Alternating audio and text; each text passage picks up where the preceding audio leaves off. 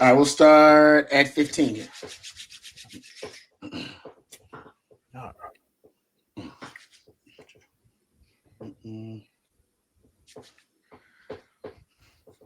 Hey, what's up, folks? Welcome back to On Texas Football, and welcome back to Football Theory. I'm lifetime Longhorn Rod Babers. Pleased to be joined by my good friend and now co-worker, the newest member of the On Texas Football family, my man Jeff Howe. We're going to talk about a couple of different things today. We'll get into some of the comments from Colin Simmons and the player availability earlier this week. We'll also get into Sark's media availability, something he said that stood out to Jeff and I earlier this week. We'll get into that. And I want to talk about the latest transfer portal acquisition for the Longhorns at the wide receiver position. Emmett Mosley, the wide receiver out of Stanford. We'll give you our thoughts. I'll tell you why he's compatible with the Sark offense and how he really continues a trend that we've noticed just observing the prototype, the type of receiver that Sark is recruiting lately. So we'll get into all of those topics. But before we do, let's thank our fantastic sponsor of Football Theory, the accomplished Austin realtor, Laura Baker. Football Theory brought to you by Austin realtor, Laura Baker, and the Andy Allen team at Keller Williams.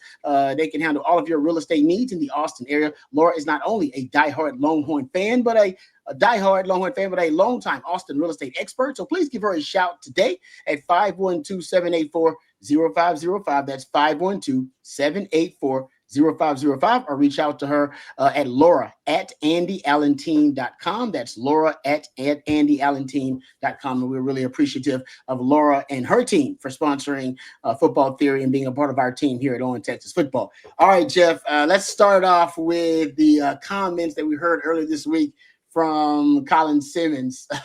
Confidence is high. It should be. I mean, he's coming off one of the best seasons in the country for a true freshman. Actually won the Freshman of the Year award after getting 9 sacks in his freshman campaign. He was asked at the player availability, how many sacks do you think he was going to get this upcoming season?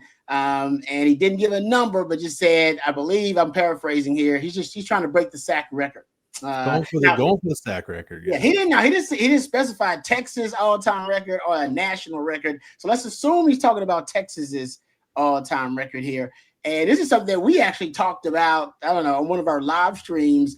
I'm just gonna say this right now. He's not gonna get that record, Jeff. He couldn't get that record. Kiki Ayala has the record, and what is it, 22 and a half sacks? 22 and a half. Yeah. What do you think, man? I know he's good. I think he's going to be a first-round pick. He'll be in the conversation to be a top 10 pick, whatever. Yeah. I do think he's going to get double-digit sacks this year. 22 and a half, though. Hey, I'm not going to give Colin Simmons a cheesy nickname, Rod. But if I was going to, I call him American Pie because he's the Shermanator right now, man. Confidence levels are high. All right. Yeah. Look, this is what I love about it, though. I love the confidence. And hey, if you're going to shoot for the moon, you'll probably land amongst the stars. So, amen, brother. Good for Colin Simmons. The big thing, though, Rod, it's not so much of a schematic change. It's it's funny. Le'Allen Clark. Coming on the staff, he's worked with a lot of different pass rushers. In fact, when I was on campus Saturday for the recruiting day after the scrimmage, Charles Omenihu was coming out of the facility at one point with Le'Allen Clark because Charles has worked with Coach Clark on his pass rush repertoire. And, Colin, first off, as good a year as Colin Simmons had, he said it could have been way, way better and should have been better. So the young man has high expectations for himself. And that's the one thing I was concerned with when Colin Simmons got to Texas was the motor going to constantly be on. That's not an issue at this point. That is yet to show itself as a problem. So props to him. He's motivated to be 3 and out. But Le'Allen Clark just adjusting, Colin's talked about they made some adjustments with his stance to enhance that ball get off. And Rod, you put the screenshots up on Twitter this week of his BGO.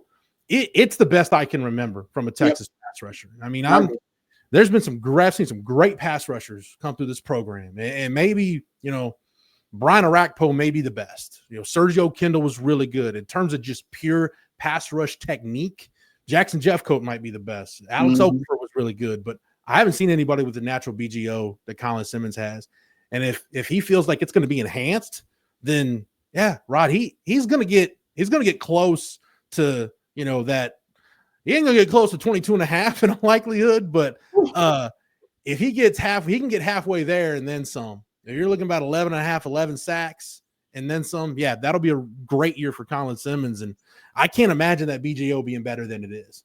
Yeah, I know I can't either. I'm with you. I said it on a couple weeks back.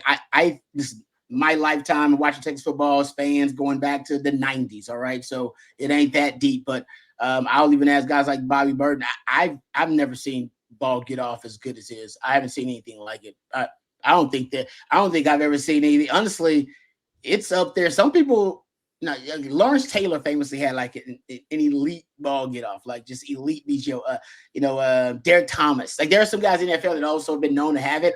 I'm not gonna say he's like in that category, but his twitch is elite. Like it's elite twitch, man, about that BGO. So if it's getting better, that's a scary thought. Just real quick here, for those who don't know, the single sack record is Kiki Ayala at 22 and a half. That was 1982. And I believe he did that. It's got to be like 12 games, right? 12, 13 games, whatever it is with the bowl.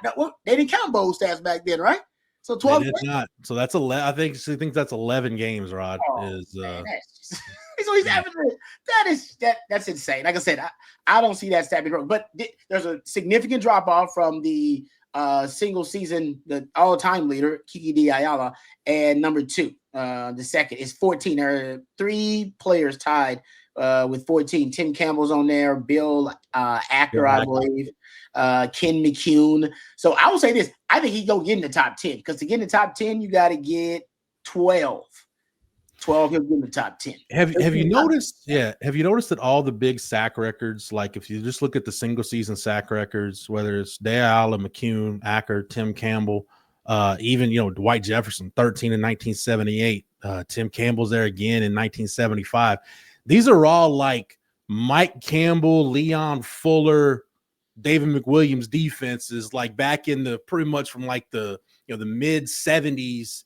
All the way through the mid 80s. There's about a decade there, Rod, where Texas, you could argue Texas was D-line U at that point. I mean, Steve McMichael, Brad Shear, Kenny Sims was a number 1 overall pick. There might not have been a program in the country as good as producing defensive linemen and having productive defensive linemen like Texas. So that's something as we look at this era of Texas football, we kind of cycled through, the jump between what we got in 2021 on the defensive line and 2022 was phenomenal. I mean, you went from being one of the worst in the country to being able to stand on your own 2 feet. And then it was anchored by Sweat and Murphy the following year. And then you got Collins and Broughton and Colin Simmons thrown in there as well. So D-line play at Texas, Rod, we're talking about it's been, 40 years since it's had the potential like it has right now. Yeah, no, I'm with him. It's a good point. But yeah, if we're talking about him coming close to that record at the end of this season, or even having a discussion about it realistically, that would be extraordinary. Like it really would be. But he got 16 games. Who knows? I think to get the record in 16 games, he's got to average. If it's 16 games, like he did last year, and obviously fell 1 game shy of the national title, he'd have to average, I think, 1.4 sacks a game to get it. If they have 15 games, he's got to average over 1.5 sacks, 1.5 sacks to get it. So that's a little bit of the back. It's doable. It's doable, but he's got a lot of other guys on that defense that are going to eat too. Like Trey Moore's going to eat a little bit, and Anthony Hill's going to eat a little bit. I just think some other guys are going to eat too, but we shall see. Maybe, and he's going to get all the attention. He's going to get guys. He ain't going to surprise anybody anymore. And if he ends up having a 4-5 sack game against somebody, then that offensive line coach and OC needs to be fired. Because going into that game, you should have a strategic game, right? Shouldn't the game plan be part of it? All right, how do we stop number 1? How do we stop number 1? So I'll put it to you like this, Rod. Since 1984, Tony DeGreat won the Lombardi Award with 12 sacks in 1984. Since then, you've only had 3 guys that are on the school's single season charts for sacks. Brian Arakpo had 11.5 in 2008. Your colleague on Third and Longhorn, Alex Okafor, with 12.5 in 2012. And then Jackson Jeffcoat with 13 in 2013. So if he's in that Arakpo, Okafor, Jeffcoat category, Collins had a hell of a year. Yep, I think he will. I'm saying 12 right now. So he'll put him in the top 10. I'll say easily 12, but I could see him approaching 15, 16. I think he's just that damn good. All right, let's talk about the latest transfer portal acquisition for the Longhorns. Emmett Mosley, who they got via the transfer portal, the wide receiver out of Stanford. And I got to tell you, he just had a freshman year at Stanford, so he's got a few years of eligibility left. So it's developmental investment as well as a guy to help you right away.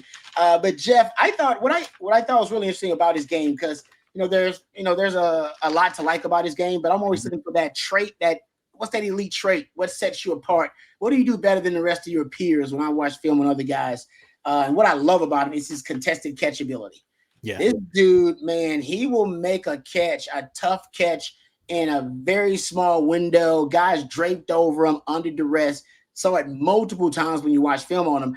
And I don't see a ton of separation. These days they call it like an ass. Does he have a lot of ass? His average separation score? Does he have a big ass? Right? And they want receivers with big separation scores. I don't think he would have a lot of separation when you look at the film. But you see, if you get the ball in his vicinity, he's really competitive at the catch point, goes up at high points the football, attacks the football. He excels more in the quick, game, intermediate game, I think. But I like what I saw from the young man. I think they moved him around, put him in the slot, put him on the outside. And one of the things, and I want to get your thoughts about it, we'll dive into it a little bit. I like that he's a little bit bigger. Mm-hmm. And that's something I think, and I don't know if it's intentional. I've had debates with some people say this is unintentional. I think Bobby said this more of a circumstance, or at least a byproduct of the circumstance they're in now as being one of the top nationally recruiting programs. I feel like it's more deliberate and intentional because the wide receivers now, you go look at the size of them. It just seems, there's so many of them over 6 foot. Yeah. And when Sark first got here, he inherited some of those guys because Tom Herman loved big receivers, right? So he inherited, Marcus Washingtons and some Troll Marys and Casey Canes in there, bigger receivers. But when Sark started recruiting these guys early on, we knew his type, right? Smaller, faster guys. But now the last 2 cycles, 24 and 25 of talent acquisition at the wide receiver position, there's no doubt that the wide receivers are taller, bigger, longer. Is it your thought that that's intentional, or are we just talking about potentially just a byproduct of the circumstance? You're recruiting the best athletes in the country, every position. They're going to be bigger. They're going to be stronger. They're going to be faster. I don't know. I feel like it's deliberate because, hell, when he went to Alabama, he had 4 first-round wide receivers, right? And that famous Alabama offense. How many of them were over 6 foot? They actually had 5 with John Mechie. How many were over 6 foot? 1. Yeah. 1. And that's what Alabama recruiting, the best of the best. I still think there's a little bit of a preference here that he's now looking at emphasizing a little more size on the outside. But I could be wrong. It's just a theory. I see it. I see both you and Bobby. Your points of view. And the thing that I agree with Bobby on, everybody in the SEC is recruiting bigger corners, longer corners. To play man coverage. So maybe it's just start preparing for the shift back to that. But there's definitely been a change. I agree with you. If I'm going to pick a side, though, Rod, I lean towards you it being more deliberate, but I don't think it's intentionally looking for bigger receivers. I think it's Sark making a point to, look, if he can find another Xavier Worthy, he'll recruit him because Xavier Worthy's a unicorn. If you're going to recruit the fastest man at the combine, the fastest man in combine history, yeah, you'll take that guy all day, every day. But there's Xavier Worthy's one of one. Like, you're just not going to find that many guys like him. Devontae Smith, for his body type, was a one of one. Mm-hmm. If you go out trying to replicate that, you're going to be in a world of hurt because you're going to get some guys that, they might have the top end speed, but you're going to have a lean, slim wide receiver room and as much, screen game, quick game as Sark likes to run in his offense, as much RPO. Mm-hmm. The human body can only take so many hits. I think you only got so many hits on your hit card before stuff just starts to fall apart. And I think you need some thicker bodied, bigger bodied receivers. And I think now, so I think it's making sure you don't get caught up in that. I go back to the old Texas staff, and I know everybody listening to this is tired of me saying this, but it bears repeating. The Mac Brown Texas staff fell in love with Lima Swede so much that they tried to recruit that guy. Hey, we want a 6'4", lean guy that can run. Well, all you ended up with, and this was from a coach who was in the room when these decisions were being made, said, we just looked at our receiver room one day and we just have a bunch of big guys that can't run real fast. Yeah. That's a problem. So I think Sark is looking at what he's got and looking at, in other words, I think, Rod, there's enough diversity in his offense that whatever his receiver room is, whatever the makeup of that room is physically, he can adjust his offense to make it work. And I think, like I said, I think with as much screen game, you're still going to need the quick throws, the high percentage throws, I think, to have some safe, makeable throws for Arch. Because getting Quinn in the rhythm, getting him comfortable, it was all about the quick game. It was about the RPO. We still don't know what that's going to be for Arch, but you need that as part of your offense if you've got some catch and run guys. I just think it behooves you to recruit guys that might have more of and I think Ryan Wingo fits this mold. Mm-hmm. I think if Mosley fits this mold, I think you want guys more with like a running back body type. My prototype wide receiver, Rod. I've always said to people, like, you want Megatron, you want Randy Moss? No, because those guys are freaks. Like you wish you could find a guy that's 6'4" that can run like in the 4.3s. Like you wish you could find that guy. My prototype has always been Andre Johnson, because I think you can find a guy with top end straight line speed that's more of like the 6'2", 215, 220 thicker body type that can make tough catches in traffic, but he can still stretch the defense. He's quick enough and has enough elusiveness about him to be a factor in the screen game. So from that standpoint, I like the body types of like a Ryan Wingo or an Emmett Mosley. They fit, for me, they fit more of what I like in a wide receiver. Yeah, and I think you're right. I think, listen, Sark's still going to take the speed demon, right, if he can get it. There's no question about it. First of all, there are fewer of those guys out there because that's an unique elite trait, all right, having world-class speed. But also, as you mentioned, fewer big guys with that world-class speed. So I still think he's not sacrificing the speed. I just think there is clearly, I look at it, there are 20 wide receivers you've acquired, right, transfer portal and traditional recruiting since 2022. And 9 of them are over 6 foot. 7 of those 9 have come in the last 2 recruiting cycles. So last 2 talent acquisition cycles. So there's, whether, like I said, whether it's circumstance or whether it's deliberate. And I love what you brought up about the man coverage, because I agree. I went back and looked it up. I think Sark understands, and even more so, even if it's not the SEC, because I think SEC is a part of it, but he knows that in the playoffs, when you face the best of the best, those teams who can have the luxury and can recruit the elite, long-rangey corners you're talking about, who can be coverage specialists on the outside, right, to win those one-on-one battles. Those teams that can recruit those Ohio States of the world, the Oregons of the world, the Notre Dames of the world, the Penn States, that's who you're going to have to beat.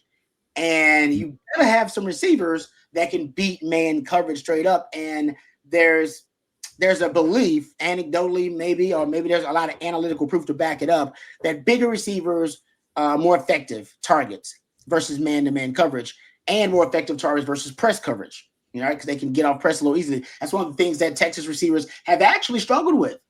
They've been a really good receivers, some of the fastest receiving core in the country the last 2 years. But when teams can press them and have the ability to press them with good corners on the outside, they have struggled with that a little bit. I was looking at the yards per route run for Matthew Golden versus man coverage, 0.92 yards per route run. 46th in the class.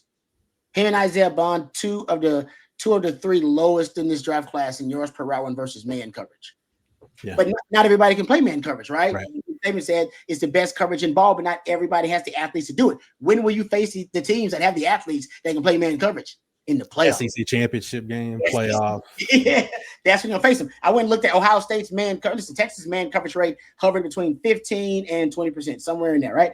Ohio State's man coverage rate, 32%. Oregon was 31%. Clemson was 34%. Notre Dame was over 50%. Penn State was 38% man coverage rate. All right. Georgia actually was a little bit lower than I thought. They were close to like 20%. But you get my point. These are the teams you're going to face in the playoffs. They play more man coverage. Some of these bigger receivers may have more success as a target versus man coverage. Another thing, too, man coverage, and I went and found this stat, it's a doozy. All right, this is from the NFL, but it still, I think, applies. Versus man coverage, teams' deep ball rate was 14% versus man coverage in the NFL. Versus zone coverage is 10%. So teams are close to have like over a 35%. All right, 40% more likely to throw the ball deep versus man coverage than versus zone. Remember what Sark said. when he was describing Arch to Colt McCoy. He said one of the things he liked about Arch was his ability to throw the deep ball. And the deep ball in our system is so important when you think of the ways to take advantage of those one-on-one opportunities. That's what he's talking about. Man-to-man opportunities and taking shots. Texas has been one of the worst deep ball passing teams in the country the last couple of years, which means they haven't been able to take advantage of a lot of those man coverage one-on-one opportunities down the field. One of the reasons to get bigger receivers might be maybe it's for Arch. Arch loves the deep ball. Arch will have a lot more of the scramble drill, deep ball targets who can win 50-50 one-on-one situations down the field. Yeah. That may have something to do with it too. Maybe Arch's preference. Maybe they're getting ready for Arch's preference. You talked about the passing, the route tree changing a little bit with Arch, adding some new concepts. Maybe some of these bigger receivers can execute some of those, more nuanced concepts that you're going to have with Arch as the quarterback. Yeah, I think you're going to get away from some of those West Coast timing routes. Sark's offense will always have RPOs in it, but not be so RPO heavy. You'll see the deep comebacks, those back shoulder throws, those front pylon throws, the throws that, Rod, only a handful of guys on Sunday can make those throws. Yep. Arch Manning's got that kind of skill set, and I think we'll see that. I'll say this, the last bit I'll say on the wide receivers.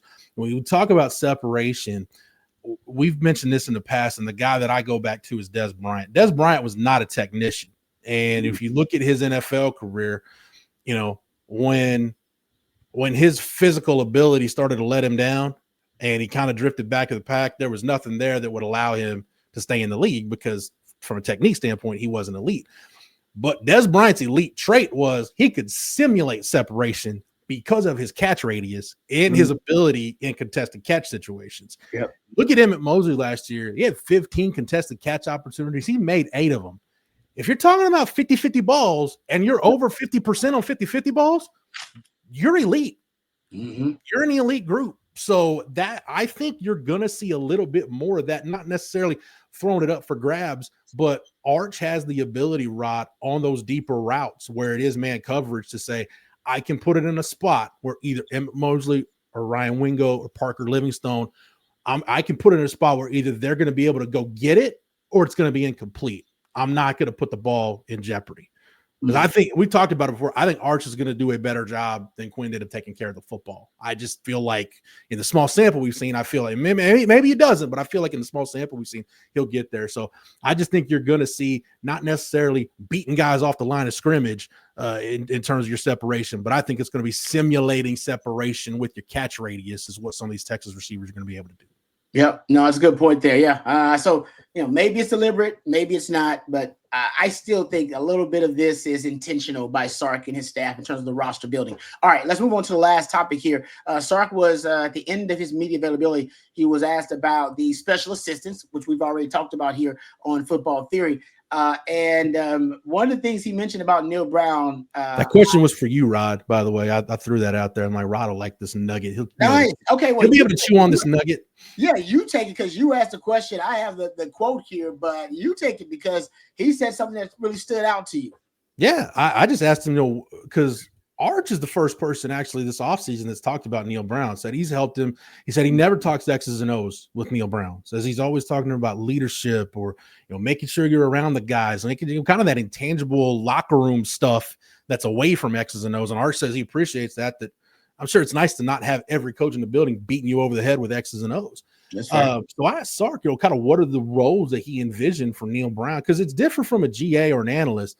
Neil Brown and Kerry Joseph as special assistants, what does he envision those roles being? And he mentioned Paul Chris and Gary Patterson with Neil Brown and put those guys in the same group. Having a head coach's set of eyes at practice to basically kind of go back and catch stuff you might have dropped, right? Like I do this all the time, Rod. You know how socks in your house go missing when you're doing laundry? It's because you try to carry all of it from the laundry room to the bedroom, and you'll drop a couple socks. Those socks go missing. That's Neil Brown's picking up those missing socks. That's what he's doing, because it might be something. Sark might have been at one end of the field watching something. He might have been watching a pass scale. Neil Brown was watching inside run, and he might come back and say, "Hey, I really think inside zone is coming along, or it's not coming along, and here's why I think why." And then Sark can go back and break that down. That's just it's just a hypothetical there, but having that head coach's set of eyes. Neil Brown understands how a practice runs from a head coach's point of view, And he may look at things differently than Sark does and be able to relay it that way in a way that Sark can understand it and make changes. So I just think having that set of eyes that understands, maybe not in terms of the same language, but in theory, what you're looking for or what a head coach would want to know about, that is invaluable, Rod, to have that kind of experience on your staff. Yeah. No, I'm with you on that, because I was talking to Coach Shipley actually about it, and he was just like, yeah, I mean, there's certain things that head coaches have trained themselves to do over the years, and until you're in that position as a head coach, it's really tough for you to have those head coaches' eyes that he's talking about. And yeah, I listen. The special assistants have been great for Sark. I can't wait to see what the impact of Neil Brown's going to be, because I think we're gonna be able to quantify it somehow. I do. I think he'll have an impact, and we'll be able to quantify it. So we'll see when that comes around. But I like that coach's eyes, and I like the fact that you broke down that Kerry Joseph is working on the defensive side, kind of helping them reverse engineer some of their methods and game plans and stuff like that. He can break he can break it down to PK, and Kerry Joseph is great for this. He should be great for this. Play DB, also played quarterback at the professional level. Was a quarterback's coach with the Bears, so he can tell PK what he's seeing, not just from an offensive play caller standpoint, but he and especially the coaches on the back end. We'll throw Johnny Nansen in there, Coach Akina, Mark Orfake, Kenoto Hudson. Kerry Joseph's got those DB eyes too, and a DB's way of looking at things. So the information he can relay, Rod, other than Gary Patterson, I don't think they've had anybody that could do it like this. Because again, Gary Patterson had that head coach's set of eyes. It's just the experience and the years mounted. But to have a guy that can give you an offensive player view, the offensive play caller's viewpoint, and he speaks DB, that's huge. That's huge for this staff. Yeah, I like how you said that too. He speaks DB, because that's a great point. Because all of these different positions, guys, they have their own languages, and that's why it is important if you got a coach that's been a linebacker coach and a running backs coach, or a DB coach and a wide receiver coach, and been on both sides of the ball, because all of these different positions and all these phases, they speak their own language, have their own terminologies, and you got to be fluent in it. That's a great point there about Kerry Joseph. All right, let's thank our sponsor before we end our show, Football Theory. Thank you to accomplished Austin Realtor Laura Baker once again for sponsoring Football Theory. It's brought to you by accomplished Austin Realtor Laura Baker. Her and the Andy Allen team at Keller Williams can handle all of your needs in the Austin area when it comes to real estate. Laura is not only a diehard Longhorn fan, but a longtime Austin real estate expert. So please give her a shout today at 512-784-0505. That's 512-784-0505. Or you can reach out to Laura Baker at laura@andyallenteam.com. That's laura@andyallenteam.com. And thank you very much to Laura Baker and her team for sponsoring our team here at On Texas Football here on Football Theory. Thank you, Jeff. I appreciate the knowledge and appreciate the expertise. As always, a stimulating football theory discussion. Thank you to Matthew behind the scenes, twisting and tweaking the dials. He is the real MVP. And next week, we'll be back with another edition of Football Theory. For Jeff and for Matthew and for accomplished Austin Realtor Laura Baker, I'm lifetime Longhorn Rod Babers. Until next time, hook 'em horns.